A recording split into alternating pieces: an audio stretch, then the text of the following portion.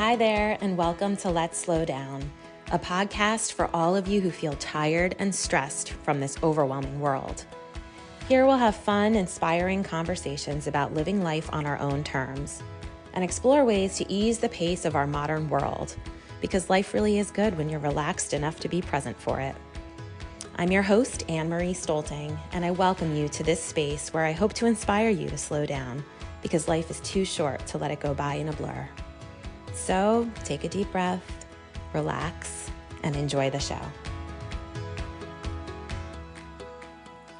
Hi, everyone, and welcome to another episode of the Let's Slow Down podcast. Today's guest is Elisabeth Sharp McKetta, a mother, teacher, and writer here to share her literary approach to intentionality. She teaches for the Harvard Extension School writing program and Oxford University's Diploma in Creative Writing. She also mentors a small group of writers each year through her Book Writers Workshop. Elisabeth faced autopilot and overwhelm early in her parenting journey, which sparked a big change for her. She moved into a tiny house with her husband and 2 children, an intentional act that inspired her TEDx talk, Edit Your Life Like a Poem. Her tiny house existence spurred her to apply her literary editing skills to life. Genius, I might add. It's a discipline she calls life editing. And today she'll be sharing life editing insights and anecdotes from her personal growth guide, Edit Your Life, a handbook for living with intention in a messy world. Welcome to the show, Elisabeth. Thank you so much for that generous introduction. And I'm so happy to get to speak with you. I love your podcast, and I just am delighted to have this hour with you. The feeling's mutual. I adore the book. I can't wait to get into it. Edit Your Life. Just love that you use the word edit with this. I think it's genius, and it makes a lot of things fall into place. Love your perspective on it. So we're going to get into all that. But first, why don't you share with all of us a little about yourself, living in this tiny house in your backyard. And I learned right before we hit record that you actually live in several countries each year. So let's start with that. Well, first of all, I'd like to tell you that I wore my edit shirt for you, which of course listeners can't see, but in honor of you and your podcast, which is so wise and so thoughtful about how we make our lives of a size that we enjoy living. And that certainly relates to my long-term wish to be portable, to be a woman of several countries, and to have a family that travels well, especially with family all over the country and the world. And it very much led to my sort of middle of the night wild card idea to move our family from a big 6-bedroom house, which was a lovely house where we were living happily, but overwhelmed, into our tiny backyard mother-in-law, which was about 300 square feet, and was my office, was built as my office. And it was one of the best, aside from having children and deciding to be a writer instead of wait until one day. I think it was probably one of the best decisions that we made as a family. We love the souvenirs of having done such a big life edit. And so my framework for thinking about editing came from starting very young as a writing teacher. When I was at the 21, people started trusting me with their books and manuscripts and essays, which now feels amazing where I stand at 45. But I think I had always an interest in people's stories. However different our lives are, we all are grappling with the same, very human, what I now think of as the mythic questions. How do we really hone our kindness, and how do we hone our wisdom and our generosity and our trust of ourselves? And they're not lessons that we can sort of check off and say, okay, made the soup, check, became wise, check. They're such lifelong lessons. And so I think as someone who craved those things, the 2 obvious places to really study them were in the realm of psychology and counseling and helping people think through their own life paths, and creative writing, which at the end of the day, we as the creators have our fingerprints all over what we've written in terms of the questions that we think are important and the things that we pay attention to and notice. And I always felt those were the likeliest places to sort of become wise and understand. And it quickly became apparent that it was not a single improve this checklist and go, but that it was much more the mix, I think, between writing and psychology, between those two early interests in terms of asking not only what does this piece of writing need to be in its best form, but who is this writer and what do you need from writing this piece? What does it mean to you? And it felt a lot more enriching and also more difficult in a way to really follow that path with the writer than to just hold a piece of writing and say, okay, this is wrong, this is wrong. Because we know, listeners who are creative know, first drafts are messy beasts. And everything is wrong with it. If you want to know what's wrong with it, every single thing, except for this beautiful molten core of why you, the creator, needed to make it. And often we'll pare down to everything. And if we get it right, if we can put our finger on that pulse, the writer knows immediately, yes, that is what I said on the right. That is the right title because that is the thesis. It's so satisfying to just find that pulse and to co-create with the writer that vision that then the writer can take down the path and finish in the way that it needs to be finished. So that was just this intoxicating work that I spent my 20s doing. I certainly see that as my job as a curator of the wisdom of the group. And it goes well, everyone's wisdom comes in and everyone comes out a little wiser and a little gratified for having shared what they know and seen that they're wiser perhaps than they think. It really feels so good to have that kind of experience. And so those principles feel and have always felt really instinctive. And then I was born into motherhood and I guess we can call it writerhood at the same time, that I'd always been a writer who wrote in kind of sporadic, nerdy bursts of journals and poems and things. But it was when my daughter was born, when I was about 30, that I thought, it is time. Let's just see what it's like to be a writer. Let's just give this a go. And so those two came at the same time. And I felt like I was ferociously living these two very, very important lives at the same time. Never was there enough time for both of them, but neither were usual. And teaching to me always felt like the part of the floor and something I was really good at and loved that combined my love of writing and creativity and people. So the three of them felt like this really lovely trio. And somewhere at all of this, life just felt like it got really big. And it felt like the things themselves, the being with my child, being with my book, being with my students, were getting lost under these tremendously heavy dinosaur armor scaffoldings that were meant to carry those things. And I think probably every new parent and every worker, probably everyone alive feels that to some extent because the responsibility list keeps going. And that's why your podcast is so important because we can run faster and still not get any more relaxed. So at the end of the day, the only answer, like in any story, is to surrender. At some point, that's the point in every story where things start to change. We can fight all we want, we can be active, but finally we just need to surrender. And so the slowing down, the paring down, the editing felt like our surrender. And it felt like of the things that we could negotiate, we didn't really need the kind of exoskeleton of the big American life. We loved our, to quote Madonna, we're living in a material world. We are. I mean, I love that I have a starfish on my desk. I love this shirt. I love their house. And ultimately, it felt like I could replace my costlier loves, costly in terms of both time and money and maintenance and just heaviness, with less costly ones and enjoy the essential things more. And that was the thesis statement, that if we spend less time on the structures to support these three loves, we will have more time for the love. And that was exactly what happened once we surrendered and decided we can live smaller.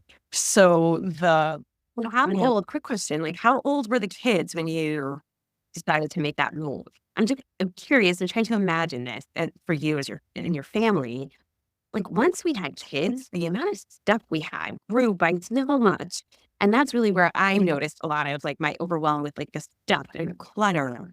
And obviously so many more responsibilities and so many, we're just being tugged in so many directions. So it's become apparent. But I'm just curious. I think you made that move to the small house once you had already had your kids, right?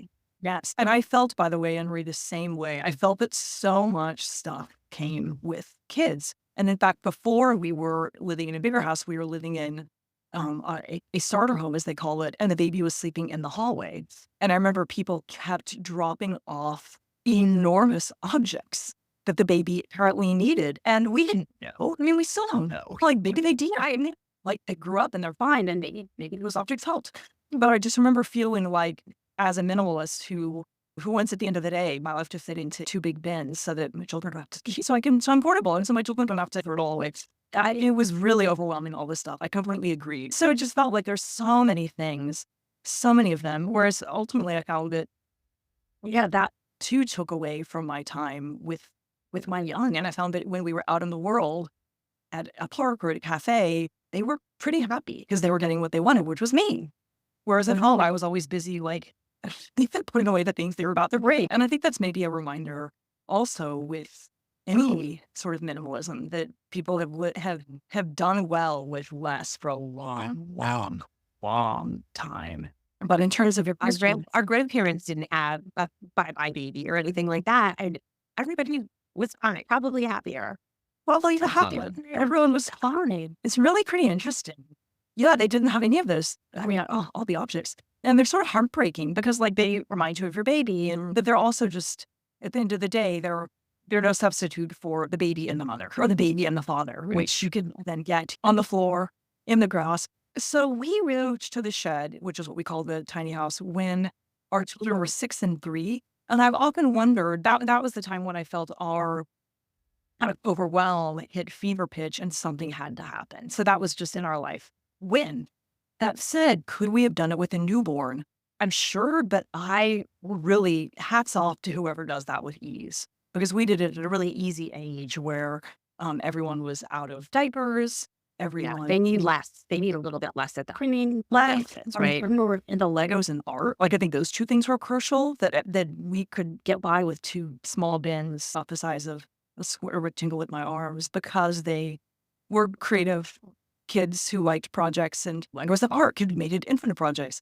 Now that I've got, my kids are your age, now that I've got adolescents, they were sleeping on a double Murphy bed in a tiny bunk room. And since we've moved into a slightly bigger place that still has a lot of the same properties of sort of one big room where we spend all of our time, but now each child has their own bedroom. So it's sort of like, it feels like the shed's teenage big sister. Little house, big yard, which I think will always be the way we want to live. It's a little house in a beautiful space with lovely neighbors close by and some green space of our own. But I think now that they've realized the push is having their own rooms, especially because one loves to organize for fun, and the other one has in his room right now an open suitcase for how many days and every pair of his socks everywhere. I think that there's no putting them back, sharing a right. So perfect era to do 3 years between 3 and 6 for my son and 6 and 9 for my daughter. It was kind of a magic age. But I wonder, as they get older, how they will kind of adapt to those skills, because in certain ways, sort of feeling like, wait a second, why does my friend have Colbury for their choice? See, that comparing, we did it because we were overwhelmed. But of course, that was like a lovely side effect, that like we did buy less and we did kind of use up less. And so we often think that, and I'm seeing this now with my daughter, that they're going to rebel by becoming like major materialists. My daughter's already said, I'll be a maximalist, because you and dad are such minimalists. So we'll see. What about Molly, you? you're setting like a really strong foundation for them to just like you studied implications, like understand what this all means and what this looks like. And I love that you guys you're also, it's not like a rigid plan, it's fluid, which I think is so important for all of that with whatever it is that we're tackling in life. Like, and minimalism, like I've talked about it on the show because I consider myself a minimalist. However, if you came to my house, you might be like, what is she even talking about? Like, it might not look the way you think it looks, right? But I also have to honor the other 4 people that I live with who aren't all exactly on the same page as me and find the common ground. And I've had to learn, like, we have to just let life sort of unfold and evolve. And like, you now have 2 children that are very different in terms of, so like your daughter is more minimalist, your son not so much. We have that going on in our house too. And you don't want to force anything on them. So it's just that happy medium. And will we ever really get there? I don't know. It's always a work in progress, I think. But the fact that you guys have moved into a slightly larger home to honor everyone in your family, really, I think is commendable. And it really shows that you're making this work as a lifestyle for your family. And you had mentioned to me before we hopped on that your home base in the States, I think, is Boise, right? Boise, and then we've got a UK base in Cornwall, which is so lovely. And really, and in both of them, I think there are souvenirs aplenty from the experience. One of the things my husband jokes about is in the shed, no one was ever more than like 5 feet away from each other. And still, like, we spend most of our time at the table or in the little living area or in the kitchen. We're in 3 spots where we're always about arm's length. It's pretty sweet. It's pretty lovely that there's that kind of physical ease and comfort. And you're right that I want to go back to what you said about the rigidity, because I think that's something that I really struggle with in terms of, and have had to really kind of surrender again. Because it does. I remember your podcast about the 333 closet. It feels so good to have. I mean, for those of us that like minimalism, it feels so good to, and it sounds like I'm crazy. I'm imagining like my 12-year-old self hearing me say this, and she's like, what? Like, come on, deal with the rubbish. But it feels so good to learn that something that was a responsibility to have, to hold, to replace is not anymore. Like, I mean, I can think of so many along the way. And certainly after living in the shed with our closets had to be as big as we were. And I was hearing the joy in your voice when you were talking about just the pleasure of having a small closet of things that you love and wear and don't have to think about. I feel that way all the time. It's like embarrassing how often I feel that way. But I just love the sort of the feeling of, okay, here are the things that I'm sort of energetically responsible for right now. Like that feels really good. And it's been interesting, as you say, accepting and just, yeah, accepting that that's not, I would much rather live with people's happy chaos and happy messes than try to sort of rigidly fit everyone into that. And so it's been an interesting, I think Marie Kondo said something to this, that you cannot organize somebody else. And I think and she even talked about it when she had children. It's pretty interesting, sort of that compromise. But I think it goes back to these wise old maxims. Like we come to earth with nothing, we leave with nothing. There's nothing to worry. There's nothing to fear. Like, in my particular arc from cradle to grave, like I think I sort of found at 45 what feels good for me to have, to need, to want, to allow myself to decide, is it for me? And it's interesting and fun now to sort of think about people in my family having their own arc about that is just mine, and not more or less, not better or worse, just their little spot of them. It feels lovely to sort of see that and to let that be. Yeah. Yeah. And your book, Edit Your Life, a handbook for living with intention in a messy world. I mean, it speaks to all of this to a T. I want to take a few minutes and just go through a little summary of those 3 E's of editing. And then you had said that they were examine your life for what it is, edit your life for clarity and growth and generosity, and enjoy your life, which I think is the piece some of us forget, me included. My hand is up. We are on that hamster wheel and we are going and we're hustling, and it's like we forget, oh, this is supposed to be enjoyable. Like, what are we doing? And that was for me why I started really feeling so passionately about like pumping the brakes and slowing down a bit, because I felt like I was missing the point. Okay, this is supposed to be fun and enjoyable. We are here to really live and savor our life, not let it fly by. So editing, I feel like you're getting to the heart of. And then do you think we could spend just a couple minutes maybe just talking about those 3 E's? But let's talk about these 3 E's. Thank you so much for reading and for loving the book. And you're right. That is, I'm so aware that our attention is our resource. And where we put attention, that will grow. We will remember that will benefit from our concentration. It's huge to think that what we invest in with our attention is going to grow. And it sounds witchy and wild, but it's just, I see it again and again in every single way. And yeah, so in the editing, I agree with you that the last E is the hardest by far. And the point. And it feels almost like the roots that stem in the flower. It's so hard.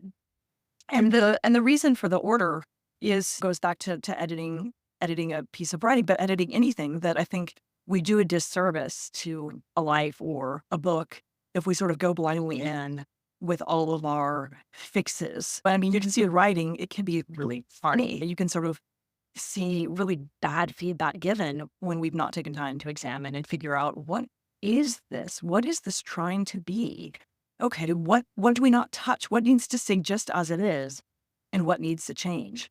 Without those questions of just examining, we are liable to run in with bizarre feedback like, make it more political. Put a corgi in it. It should be set in Paris. I'm like, I'm all for corgis in Paris, but not every book needs them.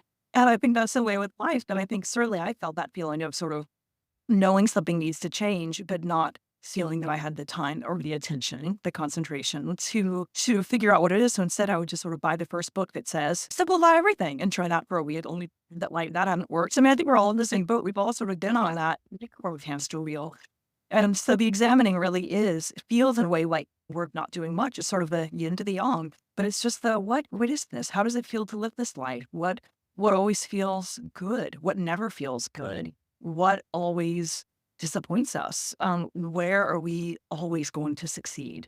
Like where are we always going to fail? What all the things that just sort of we can look at in a very neutral way. I am the daughter of a former math teacher, and so I think of things in math terms that often in a very like fuzzy poet's math. So I use the term in the book absolute value, which are just those straight lines. Like it takes away the positive or negative charge. I'm sure I'm misusing them, but my editor let it slide, so I'll assume it's okay. But this idea that when we look at the absolute value of Annemarie or Elisabeth or any life, we're not asking like, is it good? Is it bad? How do we judge it? We're asking like, what is it? What is it essentially made up of? And what does it essentially need? And okay, that's a strange thing to need, but here we go. So it's a really generous, I think, act of attention. And so what we start with looking and we start with asking what we need to accept and appreciate and enjoy and what we might need to change or tilt back from. And so with that questioning done, we have examined, we have looked carefully. And that really, I think, is the biggest part and probably the part people maybe get the worst blocked about. And then the part that I think feels the most exciting is the editing, is the figuring out what is the goal here. And people don't ever edit we do not edit with negative goals. We don't edit so we can like bully all of our classmates. We edit so that we can be the fairy tale values, so that we can be more patient, so that we can be more present, so we can have more time for creativity, have more time for our people. So clarity and generosity seemed like sort of the two that I am that often come back to is how can I kind of give more? How can I feel more clarity? And all of that, of course, comes with the sense that we're constantly evolving. How do we grow in the directions that feel right to us? The clarity, the generosity, the growth seemed like a fair spectrum of ways to edit. And then the idea that if we can just look with generosity and compassion at our lives and not necessarily about discarding. I don't think we edit our lives when we just get rid of all of our shoes but one pair. We edit our lives when we realize, wow, it turns out I love shoes. And like right now, these two need to be replaced because I've gotten so much use out of them and I will love them even more for the next 5 years. It's really about adding as much as subtracting in the areas that have the most payoff. It's really that simple, is sort of aligning what matters with what is, as opposed to looking at a life that doesn't fit anymore, that feels just like an old bit of clothes from 3 jobs ago that like is still there because we felt guilty at how much it cost.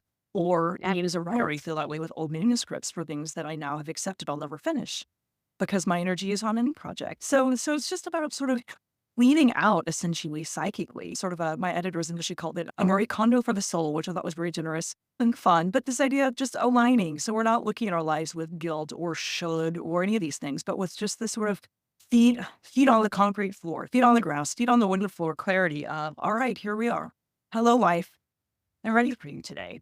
And I welcome you. And it's just a clean feeling, I think. So in the second section of the book, we should feel excited and energized. And we should feel that we are, in a way, making ourselves portable, not necessarily in a let's move to Spain sort of way, but in a I'm ready to kind of roll through the next era. I'm not clinging to my children's babyhood because I'm open to what they bring me as teens. I'm not clinging to my identity as a worker because I'm ready for what happens when I retire. Just a sense that we can kind of roll through the rapids of life that we can't control, but that we can cultivate a self that is happy to see those changes and still stay true to itself. That's what I think editing is about. And then that brings us to enjoy, which is, of course, the homework that we have every minute of every day. And of course, we're going to fail on our homework 20.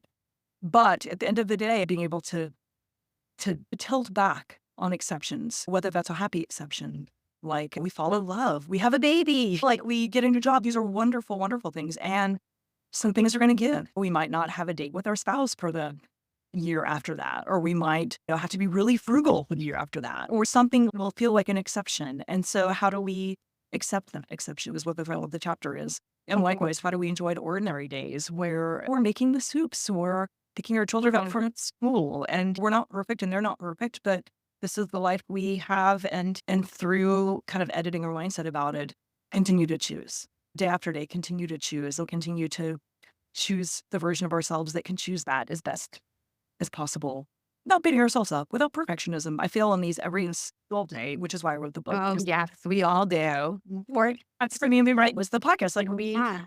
I mean, the questions we put in the world creatively are the things we need most, I think. And I think enjoying the ordinary is just so important because that is most of our days are ordinary days. Sure, we have the big events and the vacations and the countdowns and things like that, but most of the days are ordinary days. And to take that time and space to look at those ordinary days and think like, great, is this serving me? Is it supporting me? This seems like such a simple question and concept, but it's something that I've wrapped my head around for quite a while now. And I think it's really a challenge because we don't let ourselves sit with these questions and give ourselves the time and space to answer them and really think, ooh, what do we day to day look like? And that changes, even season to season with life, but like actually every couple of months, season to season, Mhm. it's different.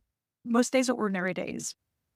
Yeah. And we deserve to have joy in all of those. And there's so many little things like I've noticed kind of obsessed with morning, like I try to get that morning in and it doesn't always happen. So I have to be kind to myself. Sometimes you just need a little more sleep and that's what's going to be best. But I listen to the birds in the morning and like they're so happy. Like, oh, a new day. They're so happy. And I'm like, I want to wake up like that because they've got it figured out, and they're not stressed about, "Oh, what do we eat for breakfast? Where's the coffee? How many appointments do I have today?" They're just enjoying their life, and I think we should all be so lucky to start each day like that, the ordinary days.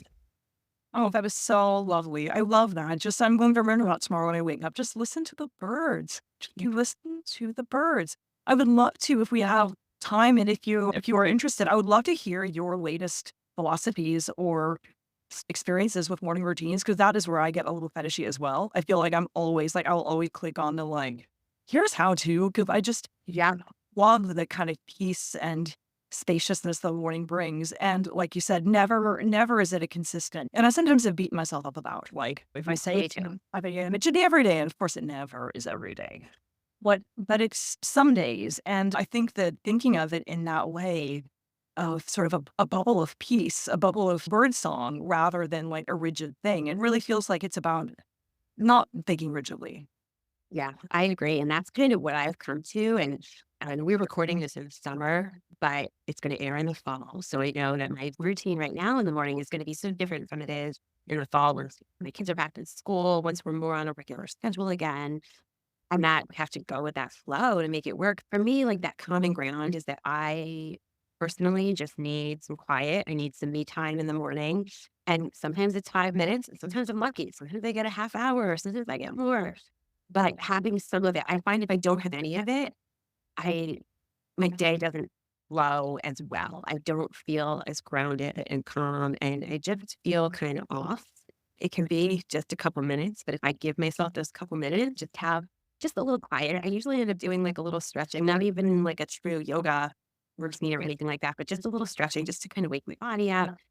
And I have this little devotional. I like to do a little Bible reading in the morning, and I like to just have some quiet and think about whatever it is. Sometimes it's like what I need to do that day. Sometimes I just want to just focus on my breathing and not really think at all.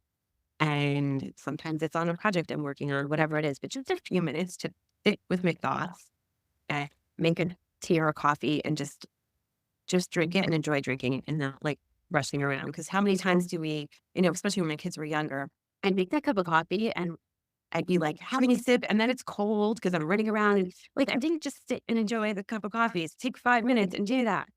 So just having a little bit of that time and space, it just sets the tone for the day. So it's always different. And right now, because it is warm and it's light out early and I can get outside for a few minutes, I'll try to do that. I'm not going to do that in the winter when it's super cold and dark. It is going to change with Mother Nature. But Yes. that's what mine looks like right now. I How love about you? that. And then eventually you might light a fire or you might make it Right. I love this. I agree completely with everything you said that it doesn't need to be an hour or 30 minutes. And it's just like a little cushion to make the day comfortable and to make the day sort of bouncing resilient. That's it. I think you hit it on the head that it doesn't have to be a lot of time. And I think that's a really helpful reminder for us as we go through different life seasons, because there will always be seasons that are busier and seasons where more things are demanded of us, whether we're a new job, new parents, having guests in the house, like whatever it is, healing an injury, and have to do the physical therapy 7 times a day, all the things that we have more or less, but then ultimately it's just, I think that's it. Listening to the birds and just savoring that coffee before it gets cold. Like those are such lovely acts of attention. And I think it goes back to your 3 E's too. It gives you a little bit of space to examine your life each day because it is always changing. So to have just a little bit of time to check in, how am I feeling right now? If I am exhausted in that morning, I might need to rethink either how much I'm going to do today or at what intensity I'm doing things and give myself a little more space or give myself an hour to take a nap. I can't believe how powerful naps can be sometimes. Like after lunch, 20 minutes, if you can find it, it's such a luxury. But if you can do that, you may be able to turn your day around. You might have been really dragging all morning and 20 minutes. Like I used to be like, oh, there's no time for the 20 minutes. But if you do that, you might be much better for the afternoon and firing on all cylinders and actually focused and then do the things you need to do much more efficiently. So that 20 minutes is a great investment. It's so funny to things of time like that, because I think we, as living in a busy world where there's not enough time, which is why, again, slowing down is such a revolutionary act. It's always probably those things that are essentially kind of just in themselves expand time. And I think of getting up early, like you have less time to sleep. Obviously, better to go to bed the night before there, but they expand the day in terms of the texture in such a lovely way. And nap, and it doesn't have to be long, just 20 minutes or so. Yeah, it does really help. And you're right, it does expand time and it's very powerful. But so many of that, and I'm guilty of this so many times, it's like, oh, there's no time for that, or I can't fit it in. And I think it's just a different way to look at this, at what productive is and means in your life, how you want to function, how you want to feel. And I think that's why we're always on this life edit each day. And if we pay attention to what's happening, how we're feeling, then we can edit appropriately. But when we're just on like autopilot and going, you don't even know what you need. So how can you tweak it? How can you edit it? You have no idea. It's so important. And yes, that's it. The check-in time and the ability based on what you find to crowd in the stuff that will, like crowding in events, like crowding in things that have sort of emotional nutrients, so to speak. Absolutely. And I'm going to put a link in the show notes for your book, of course, your website and everything.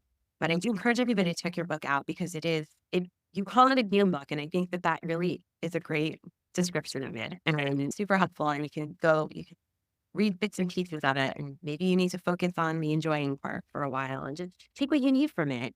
But it's a great resource. And I know you have many others as well. So as we wind down, I love asking people at the end and just what's your favorite way to slow down right now? Oh my gosh, what's my favorite way to slow down right now? These days, because it's summer, I love just going into the yard, taking off my shoes and sitting in a chair. It's so simple. I don't do it enough. But I love just like being in, just like the white. I just love being warm. So I think it's just feeling the pleasure of being warm and how short it is in years of winter. And oh my gosh, I think just being warm. Also, the other one I just, again, seasonal, taking not every day, but often after dinner walks with my husband. Really, like it extends the evening. Yeah, that's great. So that's yours. Similar right now. Yeah. And for me, it's summer also just trying to get to a beach once in a while. That's like my happy place. It's my favorite place to be.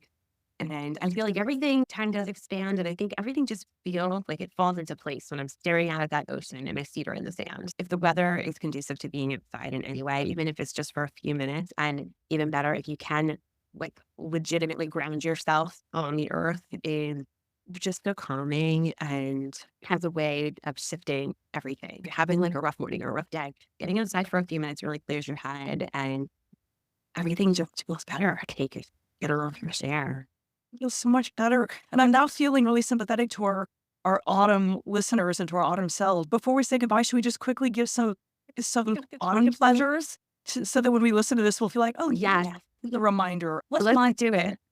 Proper, like getting spices from like bulk spice companies and just having like a jar of ingredients for chai tea and just like boiling it for an hour. That's probably the wrong way to do it, but just having like real chai in the house I can have with like a glob of coconut cream, that is a full pleasure that I will do in October. What about you? Yeah. And it makes the house smell amazing. Yeah, I immediately went to like a warm, cozy drink too. Whether you're a pumpkin spice latte fan, like I usually get like a couple throughout that fall season, something along those lines, or the chai tea. Just any kind of warm beverage as it starts to get colder. I think it has that same cozy, like nurturing kind of effect. Well, my June self is holding my warm mug of chai tea to your October self. And I so enjoyed this, and I so look forward to listening when it airs. Thank you. Thank you for being here and sharing all of your story and your wisdom with us. Thank you. I hope you've enjoyed our journey together. Please take a moment to rate and review the show. It really helps us grow and reach others looking to slow down too. Wishing you simplicity and ease in your world, and I'll see you back here next week.